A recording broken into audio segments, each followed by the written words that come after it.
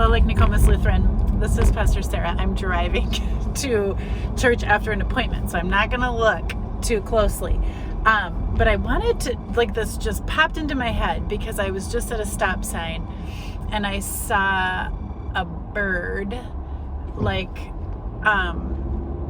obviously injured, just sort of on the ground, kind of trying to fly and and then falling. And it was so helpless, but had enough that it could kind of get away, but was probably in a really bad space.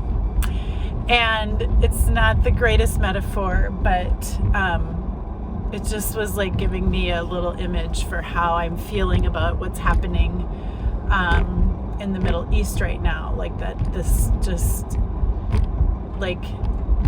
horrible injury has happened and is happening over and over and over again. And we're sitting in our cars and driving places and going about our world, actually quite helpless to help the people who are helpless in other places in our world, and sometimes even in our world. So what do we do with that? What do we do with that as people of faith, as citizens in the world? And I'm thinking about this series that we're doing, thinking about Moses, and we've called it the Reluctant Prophet because sometimes we are reluctant to step into the places we are needed. And so I'm thinking about that. The first week, these midwives and just their courage and compassion in the face of something really hard. The second week, we talked about Moses being called and how God listened. So just this call of the prophet to be really attuned to where God is calling us. And then last week, with the story of the complaining, and to realize that maybe we are moving forward into a place and we can't go back to how things were before.